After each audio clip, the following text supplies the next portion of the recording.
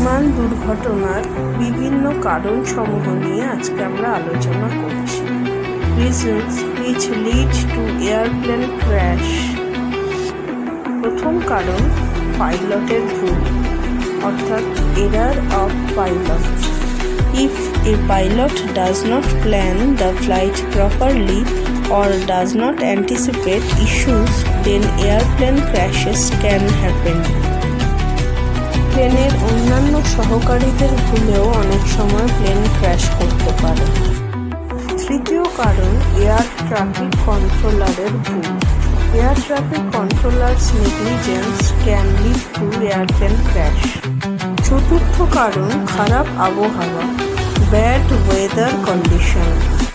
পঞ্চম কারণটি অত্যন্ত গুরুত্বপূর্ণ একটি কারণ, সেটি হলো ইমপ্রপার এয়ারক্রাফট মেইনটেনেন্স, অর্থাৎ বিমানের সঠিক পরিচর্যার অভাব।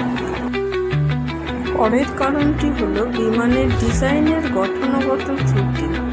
Aircraft design defects can also lead to plane crash. 7 reason is instrument flight factors defects such as altitude, altimeter, attitude indicator, airspeed. Defects in heading indicators can lead to aircraft crash। পরের যে কারণটি নিয়ে আলোচনা করব সেটি হলো dual engine failure, অর্থাৎ বিমানের দুটি ইঞ্জিনই বিকল হয়ে গেলে বিমান ক্র্যাশ করবে।